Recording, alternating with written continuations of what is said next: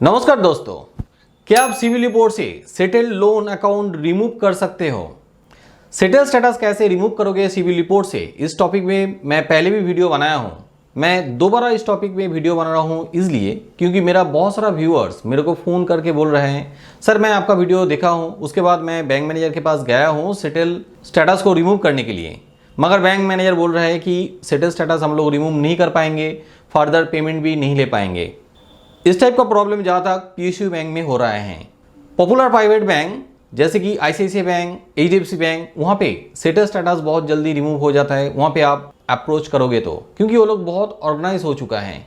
कुछ non banking finance company में भी ऐसा प्रॉब्लम हो रहा है, वहाँ पे भी बोल रहे हैं कि अकाउंट क्लोज हो चुका है, हम लोग सेटल स्टेटस रिमूव नहीं कर पाएंगे। जिनका सिविल रिपोर्ट में सेटल लोन है उनको लोन नहीं मिलते हैं, वो दोस्तों के साथ भी डिस्कस करते हैं।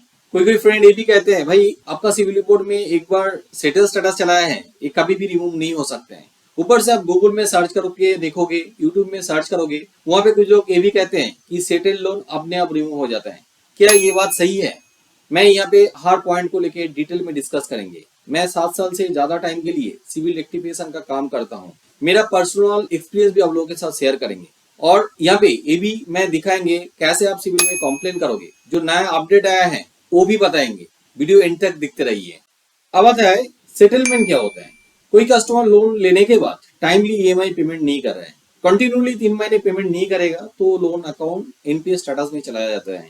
उसके बाद भी उन्होंने कंटिन्यूली ईएमआई ना पेमेंट करे, सबसे पहले क्रेडिट कार्ड कंपनी कस्टमर को ऑफर देता है 6 महीने के बाद कि आप एक डिस्काउंट लेके लोन को क्लोज कर दो।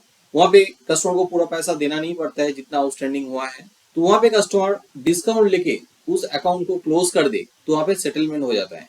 और सिविल रिपोर्ट में भी सेटल स्टेटस उन पर्टिकुलर अकाउंट के अगेंस्ट में लिख देता है। मॉर्गेज लोन का केस में, होम लोन का केस में इतना जल्दी सेटलमेंट ऑफर बैंक नहीं करते हैं। हो सकता है 1 साल 1.5 साल बाद कस्टमर को डिस्काउंटेड ऑफर कर सके, मगर कस्टमर कभी कभी बैंक को ऑफर कर सकते हैं सेटलमेंट करने के लिए। ज्यादा केसेस में बैंक कस्टमर को सेटलमेंट ऑफर एक्सेप्ट नहीं करते हैं। गूगल में, यूट्यूब में ऐसा बहुत सारा कंटेंट आपको मिलेगा। कुछ लोग ये बता रहे हैं सेटल लोन अकाउंट जो है वो अपने आप रिमूव हो जाता है 7 साल के अंदर में। ये बात सही नहीं है, क्योंकि ये लोग इसलिए बता रहे हैं, शायद ये लोग कंटेंट पढ़े हैं। जो सिविल का साइड है, एक्सपीरियंस का साइड है, इक्विफैक्स का साइड है, वहां पे वो लोग बता रहे हैं कि 7 साल बाद रिमूव कर देंगे। मगर ये साइड यूएसए का है, ये सारा कंपनी यूएसए में भी ऑपरेट करते हैं। यूएसए में रूल ऐसा है कि 7 साल और 10 साल के अंदर में कोई डिलिक्वेंट अकाउंट, बैंकरप्सी अकाउंट वहां से अपने आप रिमूव हो जाता है। इंडिया में ऐसा कोई रूल अभी तक आया नहीं है। हम लोग बहुत सारा कस्टमर्स का काम करते हैं, वहां पे ऐसा कस्टमर्स बहुत देखा है जहाँ पे 10 साल 15 साल पहले का भी सेटल लोन है जो रिमूव अभी तक नहीं हुआ है। जब हम लोग कस्टमर को ऑन बिहाफ से बैंक को कॉन्टेक्ट करते हैं, बैंक वहां पे फर्दर पैसा मांगते हैं, पैसा देने के बाद ही सेटल स्टेटस रिमूव करते हैं। सेटल रहने से सिविल रिपोर्ट में क्या इम्पैक्ट पड़ता है? बहुत बुरा इम्पैक्ट पड़ता है, सिविल स्कोर गिर जाता है। और सेटल स्टेटस रहे सिविल रिपोर्ट में तो उस केस में कोई भी पॉपुलर बैंक उन कस्टमर को लोन नहीं देता है। स्पेशली वो कस्टमर अनसिक्योर लोन लेने जाएगा तो वहां पे बहुत मुश्किल हो जाता है उन कस्टमर को लोन मिलना। तो पहले आपको सेटल स्टेटस रिमूव करना पड़ेगा, उसके बाद ही आपको आसानी से लोन मिलेगा। डिस्काउंट लेके क्लोज करने की वजह से हमेशा सिविल रिपोर्ट में सेटल स्टेटस दिखाता है, ऐसा नहीं है।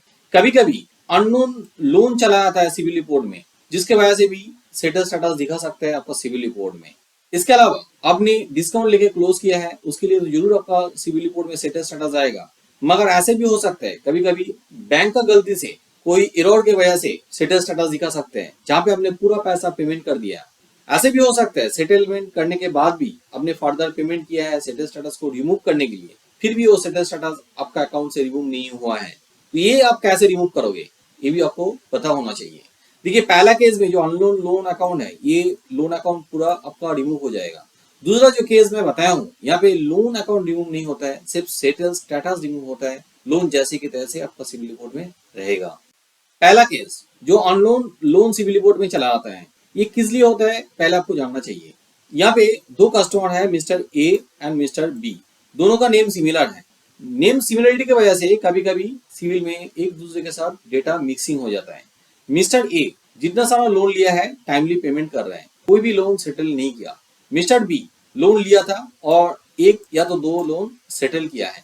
डेटा मिक्सिंग की वजह से मिस्टर बी का लोन मिस्टर ए का सिविल रिपोर्ट में चलाया है, जिस वजह से मिस्टर ए का सिविल रिपोर्ट में भी सेटल स्टेटस शो कर रहा है, सेटल लोन शो कर रहा है, और यही कारण है उनको भी फर्दर लोन ना मिलने का। तो यहाँ पे मिस्टर ए उस सेटल लोन को कैसे रिमूव करेगा? बहुत आसान है। सिविल में आप डिस्प्यूट रेज कर दोगे तो बहुत आसानी से वो सेटल लोन रिमूव हो जाता है। कैसे आप डिस्प्यूट रेज करोगे, मेरा ये वाला वीडियो देख लीजिए। यहाँ पे मैं डिटेल में बताया हूँ, स्टेप बाय स्टेप गाइड किया हूँ। अब इस प्रोसेस को फॉलो करके आसानी से सेटल लोन को रिमूव कर सकते हो। तीसरा जो प्रॉब्लम मैं बताया हूँ, आपका सिविल रिपोर्ट में कोई इरर की वजह से सेटल स्टेटस दिखा रहा है, जहाँ पे आपने लोन का पूरा पैसा दिया है या तो आपने सेटलमेंट करने के बाद भी पूरा पैसा पेमेंट किया है, तो वहां पे ये वाला प्रोसेस फॉलो करके डिस्प्यूट कीजिए जो मैं पहले दिखाया हूँ। उस प्रोसेस के थ्रू आप सेटल स्टेटस आपका सिविल रिपोर्ट से रिमूव कर सकते हो। हाँ, यहाँ पे आपका लोन रिमूव नहीं होगा, सिर्फ सेटल स्टेटस रिमूव होगा। देखिए, आपने जेन्युइनली सेटल किया है, डिस्काउंट लेके लोन को क्लोज किया है, तो उस केस में आपको फर्दर पेमेंट करना पड़ेगा, तभी जाके आपका सिविल रिपोर्ट से सेटल स्टेटस रिमूव होगा। सिविल रिपोर्ट से वो सेटल स्टेटस रिमूव करने के लिए आपको क्या स्टेप्स फॉलो करना है? सबसे पहले आप लेंडर के साथ कांटेक्ट कीजिए। यहाँ पे दो केस हो सकता है, एक है आपका पीएसयू बैंक में लोन रहे और दूसरा है आपका प्राइवेट बैंक में। पीएसयू बैंक में थोड़ा डिफिकल्ट होता है, वहां पे आप बैंक मैनेजर के पास जाके बताइए कि आप फर्दर पेमेंट करके लोन को क्लोज करना चाहते हैं, स्टैंडर्ड करना चाहते हैं। वहां पे ज्यादा टाइम में ऑब्जेक्शन आता है, बैंक मैनेजर बोलते हैं कि आपका लोन क्लोज हो चुका है, यहाँ पे फर्दर पेमेंट नहीं ले सकता हूँ। तो उस केस में आप उनका जो डिस्ट्रिक्ट ऑफिस है, रीजनल ऑफिस है, वहां पे रिक्वेस्ट कीजिए, कोई ना कोई आपको हेल्प कर सकते हैं और ब्रांच मैनेजर को फर्दर रिक्वेस्ट कर सकते हैं आपके पास से पेमेंट लेने के लिए, क्योंकि उस अकाउंट में सच में पेमेंट बैंक मैनेजर नहीं ले सकते हैं। बैंक मैनेजर को पेमेंट लेना है तो फुल अकाउंट में लेना होगा। और यहाँ पे एक चीज आपको जरूर ध्यान में रखिए, एक डिमांड लेटर जरूर ले लीजिए पेमेंट करने से पहले।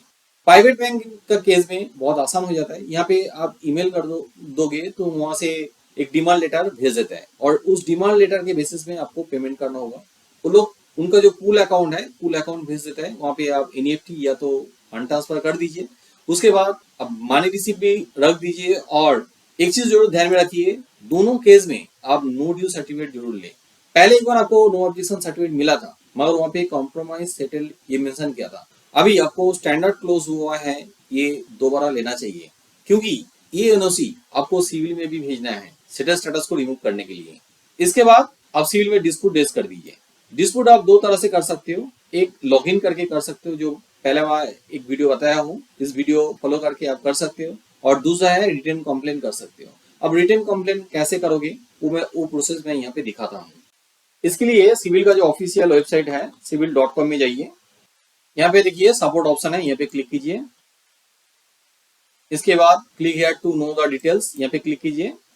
यहाँ पे क्लिक हियर एक लिंक दिया हुआ है, यहाँ पे क्लिक कीजिए। यहाँ पे देखिए दो ऑप्शन है, कंज्यूमर कमर्शियल, आपका इंडिविजुअल केस है तो यहाँ पे क्लिक कीजिए। इसके बाद डिस्प्यूट में क्लिक कीजिए।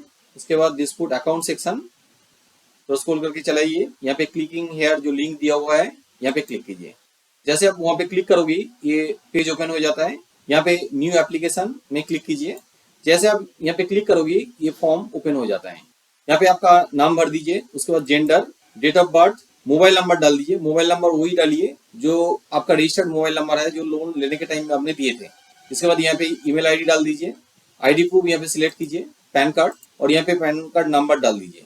सर्विस रिक्वेस्ट नंबर और डिस्प्यूट आईडी मैंडेटरी नहीं है, मगर पहले वाला प्रोसेस से आपने पहले ही डिस्प्यूट किया है तो डिस्प्यूट आईडी आपको मिलेगा, वो डिस्प्यूट आईडी यहाँ पे दे दीजिए। यहाँ पे आपको एक कंप्लेन लेटर जो आपका प्रॉब्लम है वो डिटेल में लिखिए। अब कैसे कंप्लेन लेटर लिखोगे वो भी मैं दिखाता हूँ, उससे पहले इस फॉर्म को मैं डिटेल में समझा देता हूँ। यहाँ पे आपको डॉक्यूमेंट्स अटैच करना है, जो सिविल रिपोर्ट में प्रॉब्लम है वो सिविल रिपोर्ट अटैच कीजिए। चूज फाइल करोगे तो आपका डेस्कटॉप से डॉक्यूमेंट्स यहाँ पे अटैच कर सकते हो। आपका केवाईसी डॉक्यूमेंट्स यहाँ पे अटैच कीजिए। एनओसी, पेमेंट रिसीप्ट भी यहाँ पे अटैच कर दीजिए। ज्यादा डॉक्यूमेंट्स अटैच करने के लिए यहाँ पे प्लस बटन में क्लिक कीजिए, और नहीं तो आप एक साथ में सारे डॉक्यूमेंट्स को पीडीएफ में स्कैन करके यहाँ पे अटैच करवा दीजिए। यहाँ पे एक नया चेंजेस आया है जो पहले नहीं था, ये 2 दिन पहले हम लोग देख रहे हैं। इंटर अकाउंट इन्फॉर्मेशन, आरबीआई का एक नया गाइडलाइन आया है। सिविल की तरफ से 30 डेज से ज्यादा टाइम लगेगा तो पर डे बेसिस में 100 रुपया करके देना पड़ेगा। डिस्प्यूट रिजॉल्व नहीं करेगा या तो रिस्पॉन्स नहीं करेगा तो इसके लिए बैंक डिटेल्स भी आपको भरना है। आपका नेम यहाँ पे दे दीजिए, आईडी टाइप यहाँ पे सिलेक्ट कीजिए, आईडी नंबर दीजिए, आपका बैंक अकाउंट होल्डर नेम दीजिए, IFSC code, bank name, bank account type जो भी है, सेविंग्स करंट अकाउंट जो भी है सिलेक्ट कर लीजिए, अकाउंट नंबर दीजिए, अकाउंट नंबर कंफर्म कीजिए और बैंक का एड्रेस यहाँ पे डिटेल में भर दीजिए। उसके बाद यहाँ पे चेक बॉक्स में सिलेक्ट करके एंड में आपको ये जो कैप्चा कोड दिख रहा है यहाँ पे डालने के बाद आपको सबमिट करना है। आपका ये जो फॉर्म है सक्सेसफुली सबमिट हो जाएगा, तो सक्सेसफुल मैसेज भी चला आएगा और उसके साथ आपका ईमेल में सर्विस रिक्वेस्ट नंबर चला आएगा। आपका जिस मोबाइल नंबर यहाँ पे रजिस्टर्ड किया है उस मोबाइल नंबर में एक एसएमएस भी चला आएगा और उस नंबर पे आपका व्हाट्सएप एक्टिवेट है तो सर्विस रिक्वेस्ट नंबर व्हाट्सएप में भी चला जाएगा। यहाँ पे कंप्लेन लेटर कैसे लिखोगे वो आइडिया देने के लिए वो लेटर भी आपको दिखा देता हूँ ताकि आपको आसान हो। कुछ डिफिकल्ट नहीं है, डायरेक्टली यहाँ पे लिख सकते हो इस बॉक्स में, या तो लेटर वर्ड फाइल में लिख के कॉपी करके यहाँ पे कॉपी पेस्ट भी कर सकते हो। 3000 तक कैरेक्टर लिख सकते हो। जैसे सिंपल कंप्लेन लेटर आप हर जगह में लिखते हो, यहाँ पे भी ऐसे ही कंप्लेन लेटर लिखना है। फिर भी मैं एक फॉर्मेट आपको दिखा देता हूँ ताकि आपको आसान हो। चलिए देखते हैं वो फॉर्मेट। यहाँ पे देखिए एक लेटर लिखा हुआ है, ये आप लोगों को समझने के लिए, कोई भी डेटा जेन्युइन नहीं है। Dear sir madam, I am Pankaj Kumar deciding at Kerala. My date of birth is this. My PAN card number is this, and Aadhaar card number. After reviewing, I found a settled status in one of my HDFC Bank personal loan account number. Account in my CIBIL report. My CIBIL control number is this. देखिए यहाँ पे ये control number बहुत important है क्योंकि इस control number के basis पे बैंक उस सिविल रिपोर्ट को रिट्रीव करते हैं, देखते हैं, वेरीफाई करते हैं। तो जरूर ये कंट्रोल नंबर आप मेंशन कीजिए। ये कंट्रोल नंबर आपका सिविल रिपोर्ट का ऊपर में देखने के लिए मिलेगा। और अकाउंट में जो प्रॉब्लम है डिटेल में लिखिए, जैसे कि यहाँ पे लिखा हुआ है HDFC bank account number, sanction amount, ये सारा डिटेल में लिखा हुआ है। और इस अकाउंट में सेटल स्टेटस है वो भी मेंशन कीजिए। I receive the loan a few years back, however I could not pay the loan EMIs on time, later I close the loan under compromise settlement.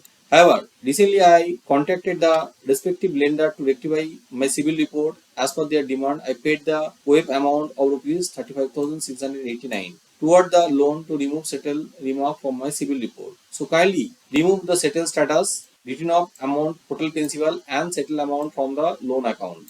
ये डिपेंड करते हैं आपका civil report में क्या स्टेटस है, तो सारा डिटेल यहाँ पे मेंशन करना होगा। इनमें आप लिख दीजिए कि आपने केवाईसी डॉक्यूमेंट्स भी अटैचमेंट किया है, तो इसको वेरीफाई करके जल्दी से जल्दी सेटल स्टेटस को रिमूव करें। तो आपका केस में कुछ अलग हो सकता है, यहाँ पे सिर्फ मैं एक एग्जांपल दिया हूँ ताकि आपको समझने में आसान हो क्या एग्जैक्टली आपको लिखना है। देखिए सिविल में कंप्लेन करने के बाद बैठे मत रहिए। अब सिविल में जैसे कंप्लेन करते हो, सिविल वो कंप्लेन बैंक को भेज देता है वेरिफिकेशन करने के लिए, तो आप बैंक में भी एक कंप्लेन लेटर भेज दीजिए।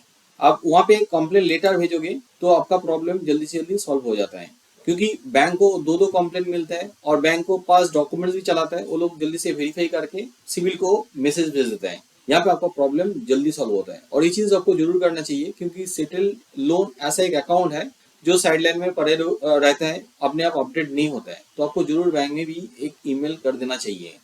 उम्मीद करता हूँ कि आपको समझ में चलाया है कि आप सिविल रिपोर्ट से जरूर सेटल स्टेटस रिमूव कर सकते हो। किसी जगह में आपको डाउट रह गया तो आप नीचे कमेंट करके बताइए, मैं आपका कमेंट का जरूर आंसर करेंगे। आपके पास उतना टाइम नहीं है सेटल रिमूव करने के लिए आपका सिविल रिपोर्ट से, तो आप हमें भी कांटेक्ट कर सकते हैं। हमारी टीम आपके लिए आपको सिविल रिपोर्ट एक्टिवेशन करके देगी, सिविल स्कोर इंप्रूवमेंट करेगी ताकि आपको आसानी से लोन मिल जाए। हमारा हेल्पलाइन नंबर नीचे डिस्क्रिप्शन में दिया हुआ है, उस नंबर पे आज ही कांटेक्ट कीजिए। मंडे से लेके सैटरडे ओपन रहते हैं ये नंबर, सुबह 10 बजे से लेके शाम को 8 बजे। हमारा व्हाट्सएप नंबर भी डिस्क्रिप्शन में दिया हुआ है, वहाँ पे आप व्हाट्सएप भी कर सकते हो। मेरा ये वीडियो अच्छा लगे तो जरूर लाइक कीजिए, मेरा चैनल को सब्सक्राइब कीजिए ताकि आने वाला वीडियो का नोटिफिकेशन आपको मिल जाए। वीडियो एंड तक देखने के लिए बहुत बहुत धन्यवाद।